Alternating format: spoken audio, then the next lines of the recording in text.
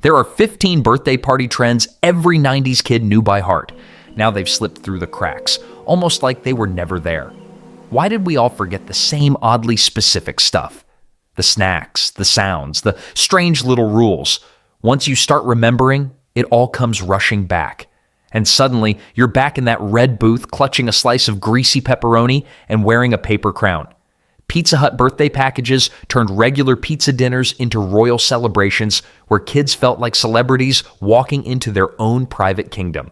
The red-roofed restaurants became temples of childhood joy, complete with birthday buttons that announced your special status to everyone within a 5-mile radius. Getting that personal pan pizza delivered directly to your table felt like receiving a crown made entirely of melted cheese and pepperoni.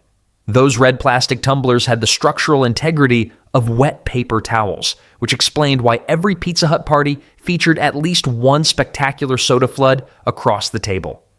The party rooms and reserved booths created exclusive spaces where families could celebrate without disturbing other diners. Parents would book these spots weeks ahead, knowing that Pizza Hut birthday celebrations were the gold standard of kid-friendly restaurants. What made these parties magical was the genuine excitement from the staff. They would bring out your pizza with real enthusiasm, sing happy birthday with voices that didn't sound forced, and hand out little toys and stickers that felt like precious treasures. The Book It reading program often connected to these celebrations, making kids believe that reading books and eating pizza were somehow related in the best possible way. The genius was how Pizza Hut convinced kids that their regular pizza became 5-star cuisine just by adding a balloon and some attention. Children would spend months begging their parents for Pizza Hut birthday parties, and somehow those tired parents would always give in to the relentless campaign. But not every celebration could happen at restaurants. DIY treasure hunts with rhyming clues transformed boring backyards into adventure zones where kids became real detectives searching for hidden prizes. Parents would spend entire evenings hunched over kitchen tables, writing cryptic messages on index cards while trying to create clues that actually made sense. Creating rhymes that actually led somewhere required the poetic skills of Shakespeare combined with the geographical knowledge of a GPS system. Parents discovered hidden poetry talents they never knew existed, crafting masterpieces like "Where dirty dishes get clean and bright, your next clue waits beneath the light," while secretly hoping kids wouldn't notice that half the rhymes were questionable. The setup required serious planning and strategic thinking. Clues got hidden under flower pots, tucked inside shoes, taped behind doors, and placed in spots that seemed obvious to adults but felt like secret agent territory to excited children. Teams made everything more competitive and guaranteed at least 3 arguments about cheating. Kids would race through houses and yards, decoding messages with the intensity of code breakers during wartime. The treasure hunt democracy lasted exactly until someone found the first clue. Then it became a full-contact sport with friendship casualties. Some parents went overboard with decorations, photocopying clues and adding stamps, stickers, and elaborate borders that turned simple treasure hunts into custom adventures. The prizes were usually simple: small toys, candy, or a special grand prize like a Super Bowl or yo-yo. Of course, some party games required less preparation. Musical chairs and freeze dance turned any room into a competitive arena where friendships were tested and dramatic performances were born. The setup was simple: arrange chairs in a circle, start the music, and prepare for chaos that would make professional sports look calm and organized. The chair shortage created more strategic planning than military generals use for actual battles. Kids would circle those seats like sharks, watching each other with the focus of Olympic athletes preparing for championship races. When the music stopped, bodies would launch toward chairs with complete disregard for safety or common sense. CD players and cassette stereos became the most powerful equipment at any celebration. Parents carefully selected playlists featuring Kids Bop, Backstreet Boys, Spice Girls, and Disney soundtracks, knowing that music choice could make or break the entire experience.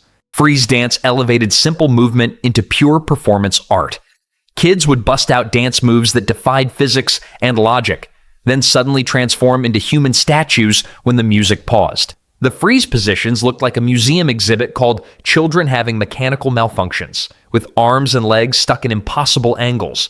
The poses were legendary, Arms stretched wide, legs twisted in impossible positions, faces frozen in expressions of intense concentration. Basements and garages became temporary dance floors cleared specifically for these activities, but some entertainment required professional equipment. Renting a bouncy castle transformed ordinary backyards into inflatable kingdoms where gravity became completely optional and children turned into human pinballs bouncing off colorful walls. These massive structures arrived on trailers delivered by local party suppliers who treated castle transportation like they were moving actual royal architecture. Watching a bouncy castle inflate was like witnessing a building grow from the ground, except this building was made entirely of air and childhood dreams. The giant blower motor would roar to life with the volume of a small airplane, gradually filling the structure while kids gathered around counting down seconds until they could launch themselves inside. The setup process required careful planning and precise measurements. These castles needed level ground, electrical outlet access, and enough space to accommodate the inevitable expansion that happened when excited children discovered jumping possibilities. Safety instructions came with every rental: weight limits, shoe removal requirements, and warnings about responsible bouncing behavior. Teaching kids to bounce responsibly was like asking tornadoes to be more considerate about which houses they destroy. Within minutes of opening, castles would fill with flying bodies and echoing screams of pure joy that probably concerned neighbors who weren't invited to the celebration. Kids would bounce until complete exhaustion or cake time arrived, whichever happened first. But inflatable entertainment wasn't the only outsourced option. Chuck E. Cheese and Discovery Zone Party offered the ultimate solution for parents who wanted professional chaos management combined with guaranteed entertainment for hyperactive children. These venues specialized in organized mayhem, providing complete party packages that included everything needed for celebration without destroying family homes. Chuck E. Cheese represented the perfect combination of pizza, arcade games, and animatronic shows that somehow worked, despite being completely bizarre. The robotic mouse performances had all the charm of a malfunctioning theme park ride, which somehow made them even more fascinating to 8-year-olds.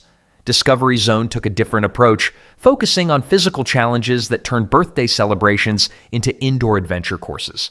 Climbing structures, tunnels, ball pits, and timed activities created environments where children could burn energy while parents actually sat down and held conversations.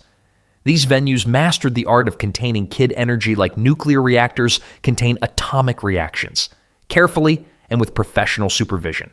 The combination of structured activities, professional supervision, and built-in entertainment meant celebrations could happen without turning homes into disaster zones. The party packages included tokens for arcade games, plastic crowns for birthday royalty, themed paper plates, and sometimes souvenir cups.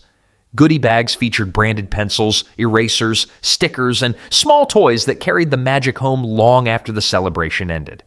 Some families preferred more personal entertainment options.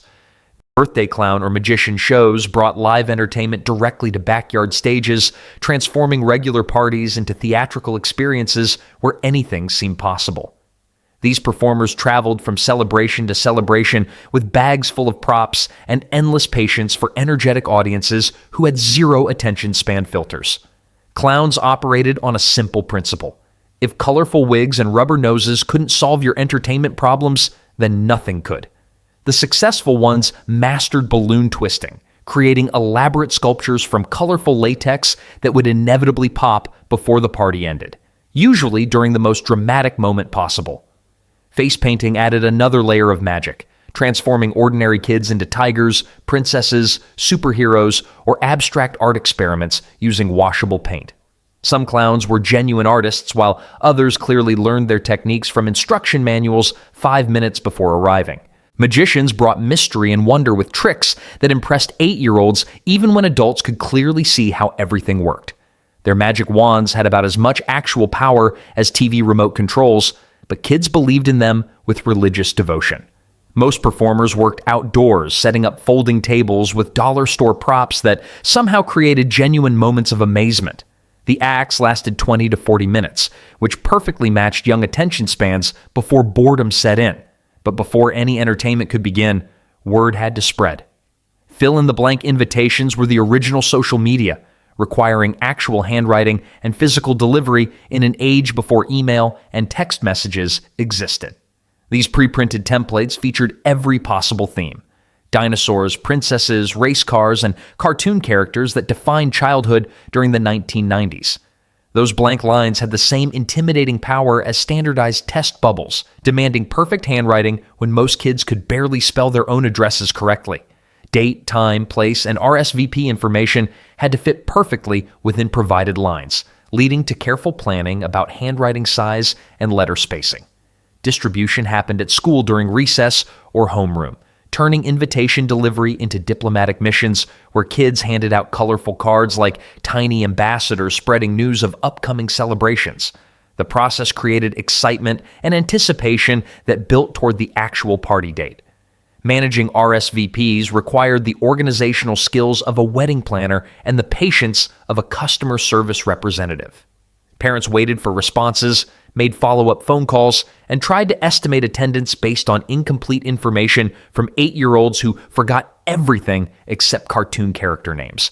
Some stores sold matching thank you cards in identical styles, creating coordinated communication systems that made parties feel more official. Cardstock quality varied dramatically, from flimsy paper that barely survived one day in backpacks to sturdy cards that could probably withstand natural disasters.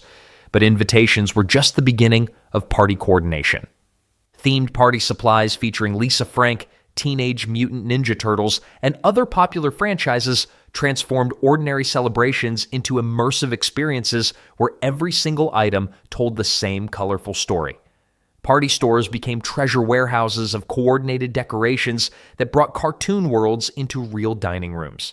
Lisa Frank parties achieved color saturation levels that could probably be detected by satellites orbiting Earth.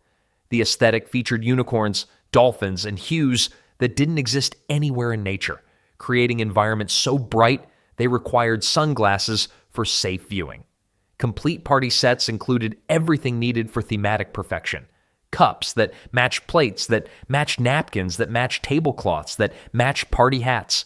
The coordination was more precise than NASA mission planning, ensuring that every single item contributed to the overall cartoon universe experience. Teenage Mutant Ninja Turtles parties brought martial arts action to suburban celebrations with green and orange color schemes that made everything look like pizza-fueled ninja training sessions. Rugrats themes captured baby adventure chaos, while Power Rangers parties turned kids into color-coordinated superhero teams ready for action. Some families extended themes beyond basic supplies, adding matching streamers and balloons that covered entire party spaces. Cakes often featured licensed edible images that perfectly matched the party supplies, creating seamless visual experiences where every element worked together. Of course, themed celebrations needed perfect centerpieces. Ice cream cakes from Carvel or Baskin-Robbins represented the ultimate fusion of birthday tradition and frozen innovation, combining ceremonial cake importance with pure ice cream joy. These layered masterpieces made regular birthday cakes seem boring and completely outdated by comparison. The engineering was more complex than bridge construction: chocolate and vanilla ice cream layers separated by cookie crunch filling that somehow maintained structural integrity despite being frozen solid. Bright icing writing proclaimed "Happy Birthday" in colors that matched party themes, with pre-marked candle spots that would inevitably collect dripping wax. Storage required serious planning and dedicated freezer space management. These cakes needed to stay frozen until the exact presentation moment, leading to careful timing calculations and backup plans for potential power outages or transportation disasters. Cutting these cakes required the precision of a surgeon and the strength of a lumberjack, because frozen ice cream had roughly the same consistency as concrete blocks. The layered construction created beautiful cross-sections that revealed careful engineering while challenging even the sharpest kitchen tools available. The eating experience delivered more sensory overload than a fireworks show. Cold ice cream, crunchy filling, and sweet icing combining in ways that made regular cake taste like cardboard punishment. Temperature contrast created brain freeze risks, but nobody cared because the flavor combination was worth temporary cranial discomfort. But the sweetest part came at the end. Goodie bags packed with 90 staples served as the grand finale of birthday celebrations, containing carefully selected treasures that extended party joy long after guests returned home. These miniature gift collections represented hours of planning and shopping that parents approached with holiday-level seriousness and dedication. The contents were like a time capsule of childhood obsessions: gum that lost flavor faster than vacation days, sour candy that could dissolve tooth enamel, slap bracelets that doubled as fashionable weapons, and mini puzzles that would vanish into the toy dimension within 48 hours. Novelty items elevated goodie bags from simple candy collections to treasure troves of bizarre discoveries. Sticky hands collected every piece of household lint like furry magnets. Yo-yos required engineering degrees to operate correctly, and glow-in-the-dark bugs would terrorize parents during midnight bathroom visits for weeks afterward. The bags themselves were often transparent plastic with theme prints matching party decorations. Curling ribbon ties added finishing touches that made each collection feel like proper presents rather than random assortments of small items thrown together at the last minute. Some bags included practical additions like mini bubble bottles that provided exactly 30 seconds of entertainment before the soap solution mysteriously disappeared. Distribution happened at celebration endings, often accompanied by "thank you for coming" notes that taught gratitude while ensuring parents felt appreciated. But some celebrations lasted much longer. Sleepovers with VHS movie rentals transformed birthday parties into extended adventures where celebrations lasted all night and films became centerpieces of shared entertainment. The experience began with trips to Blockbuster, Hollywood Video, or local rental stores where kids debated movie selections with film critic intensity. The VHS selection process had more strategic importance than United Nations peace negotiations, because choosing the wrong movie could doom the entire sleepover to legendary failure. Popular choices included The Sandlot, Space Jam, Home Alone, and Casper. Movies that balanced humor, adventure, and just enough mild scares to feel exciting without causing actual nightmares. Living rooms and basements transformed into temporary movie theaters with sleeping bags arranged like colorful carpets facing television screens. The floor seating created communal viewing experiences where everyone could see while being close enough to share snacks and whispered commentary throughout entire films. Standard sleepover nutrition consisted of microwave popcorn that smelled better than it tasted, Kool-Aid in colors that had never appeared in nature, and enough candy to power a small city for several days. The food wasn't about health, but about creating perfect atmospheres for late-night bonding and sugar-powered adventures. Between movies, kids engaged in classic sleepover activities like truth or dare games and prank phone calls that seemed hilarious at the time, but probably traumatized innocent recipients who were just trying to sleep peacefully. But not all decorations came from stores. Homemade birthday signs and decorations represented pure creative expression, where artistic effort mattered more than professional polish or store-bought perfection. Large poster boards became canvases for marker masterpieces, decorated with glitter explosions and puffy paint designs that created textured artwork unique to each celebration. The artistic results looked like abstract expressionism, created by people who had never heard of abstract expressionism, but somehow captured its chaotic spirit perfectly. Stars, balloons, and giant age numbers proclaimed birthday importance, with all the subtlety of neon advertising signs visible from neighboring counties. Installation required creative engineering and strategic placement planning. Signs were hung on garage doors, fences, and walls, using masking tape, string, and prayers that whined wouldn't destroy hours of artistic labor before the party officially started. Siblings and friends often joined decoration creation, turning art projects into group efforts where more glitter ended up on people than on the actual signs. Kitchen tables became covered studios surrounded by supplies that would inevitably end up everywhere except where they belonged. Some families expanded artistic efforts to include hand-drawn banners stretching across entire yards or sidewalk chalk messages announcing parties to whole neighborhoods. The homemade aesthetic communicated love and personal effort in ways that purchased decorations never could match. But capturing memories required special equipment. Disposable cameras turned every party guest into a photographer, creating collections of candid moments that captured genuine chaos and joy of childhood celebrations. These yellow cardboard cameras from drugstores loaded with 24 or 27 exposures democratized photography and ensured memories would be preserved from every possible angle. The photo quality had all the artistic consistency of a lottery drawing. Sometimes you got masterpieces, sometimes you got blurry shots of someone's elbow eating cake. Kids snapped pictures mid-bite, mid-blink, and mid-laugh, creating authentic documentation that professional photographers would completely miss during formal sessions. The development process added anticipation and surprise to memory preservation. Photos were developed at one-hour kiosks or mailed to pharmacies like CVS or Eckerd, creating waiting periods that built excitement about seeing final results from the celebration. Opening developed photo packets delivered more suspense than Christmas morning because nobody knew which shots would be treasures and which would look like abstract art created during an earthquake. The element of surprise made each successful photo feel like a minor miracle worth celebrating. Party albums became treasure collections of group cake shots, present opening moments, and outdoor games captured from child-height perspectives that revealed how events looked different depending on who held the camera during specific moments. Of course, gratitude required proper expression. Handwritten thank you notes represented the final act of birthday party etiquette, transforming grateful thoughts into physical messages that taught children about appreciation and social responsibility. These communications were written on lined paper or store-bought card sets, creating personal messages that carried more emotional weight than digital alternatives ever could. The writing process combined character building with penmanship torture as kids struggled to express genuine gratitude while maintaining handwriting that looked like actual words instead of abstract scribbles. Parents supervised the entire operation, correcting spelling mistakes and suggesting improvements to messages that typically began with "thank you for the" and ended with "I love it," regardless of actual gift quality.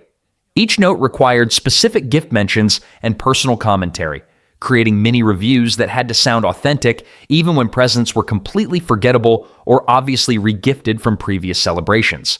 Kids developed diplomatic skills that would serve them well in future careers, requiring tactful communication about questionable decisions. Parents often insisted that thank you notes be written the same night as parties, striking while gratitude was fresh and before celebration details became fuzzy in tired young minds.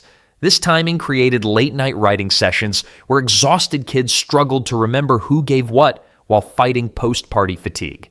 The entire process taught valuable lessons about gratitude, communication skills, and follow-through that would benefit children throughout their entire lives. But before any celebration could begin, preparation was essential.